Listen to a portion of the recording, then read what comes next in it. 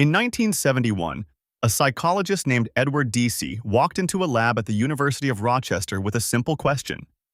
What happens when you pay someone to do something they already enjoy? He handed his subjects a wooden block puzzle called Soma, the kind of thing you'd find in a dentist's waiting room. Tangrams, really. Not fun. Except these particular subjects, they seemed to genuinely enjoy it. They kept fiddling with the pieces during their breaks. So Deci split them into two groups. Day 1, nobody got paid. Day 2, one group got $1 for every puzzle they solved. Day 3, the money stopped. And here's where it gets weird. On day 2, the paid group went nuts. Puzzles everywhere. But on day 3, when the money disappeared, those same people barely touched the puzzle blocks during their break. They actually spent less time playing than they did on day 1, before they'd ever seen $1. The other group, the ones who never got paid, they kept playing the whole time. Deci had accidentally discovered something that flips our entire understanding of motivation on its head. And the implications stretch from your kid's bedroom to the world's biggest corporations. This is the overjustification effect. The overjustification effect is deceptively simple. When you take an activity someone already enjoys doing, and you start rewarding them for it with money or prizes, their internal motivation doesn't just stay the same. It actively shrinks. Not a little. Significantly. 2 years after Deci's puzzle study, 3 Stanford researchers, Mark Lepper, David Greene, and Richard Nisbett, ran what would become the most famous version of this experiment. They went to a nursery school, watched 51 kids aged 3 to 5, and identified the ones who naturally gravitated toward drawing. These were the kids who'd pull out crayons and paper without anyone telling them to. Drawing was their thing. Then the researchers set up 3 groups. The first group was shown a fancy, good player certificate with a gold star and a red ribbon, and told that if they drew pictures, they'd get to take one home. The second group got the same certificate as a surprise, with no warning or expectation. The third group just drew, with no certificates at all. The real test came 1 to 2 weeks later. The researchers watched the kids during free play and counted how many chose to draw on their own. The group promised the reward? Their interest in drawing dropped by nearly 50%. The surprise reward group and the no reward group stayed the same. Telling a kid, draw this and you'll get a prize, didn't motivate them more. It killed their desire to draw. So why does this happen? The answer lies in something psychologists call self-perception theory.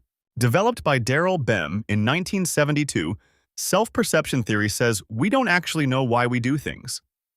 We observe our own behavior and then construct reasons for it afterward. We are the audience of our own lives. Here's how it works. If you see yourself drawing for hours without any obvious payoff, your brain concludes, I must really love drawing. That's intrinsic motivation. You do it because it feels good. But the moment someone offers you $20 to draw, your brain recalculates. Oh, I'm drawing for the money.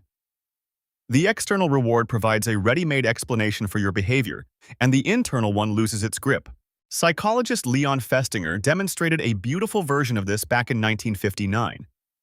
He had people do a mind-numbingly boring task, turning pegs on a board, over and over, and then ask them to lie to the next participant. Tell them it was fun.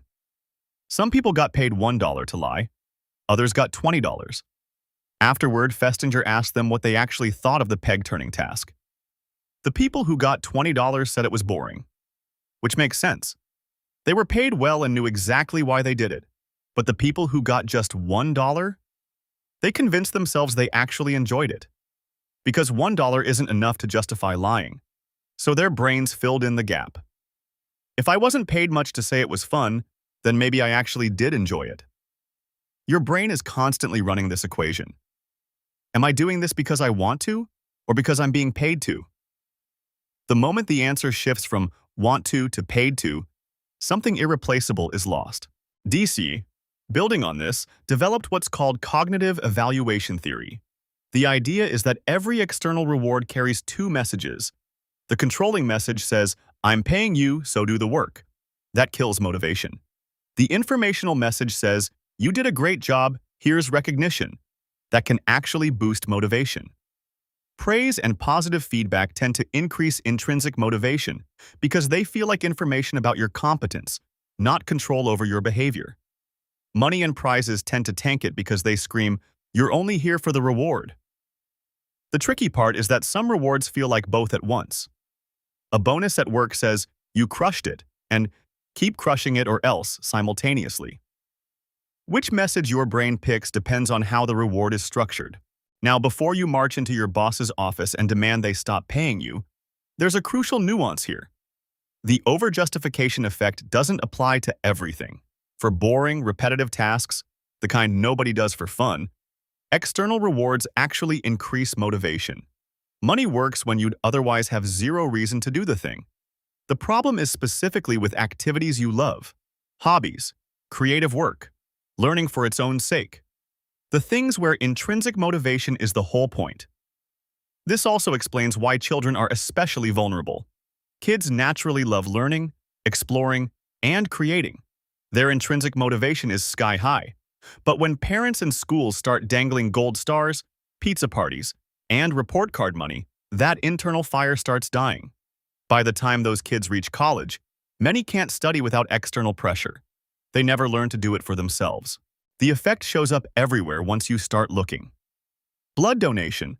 A study in Sweden found that offering a small payment for blood donations cut the number of women donors almost in half, but letting them donate the money to charity eliminated the effect entirely. Professional sports. How many athletes sign a $100 million contract and immediately decline? Albert Pujols, Wayne Rooney, Albert Hainsworth. The list goes on. Gamification. Those apps giving you badges and points for walking or meditating. Critics warn that turning intrinsically rewarding activities into point-scoring contests is quietly killing the very motivation those apps claim to build. So how do you protect yourself from this? The research points to a few clear strategies. First, unexpected rewards given after the fact as recognition rather than promised in advance as bait don't trigger the effect.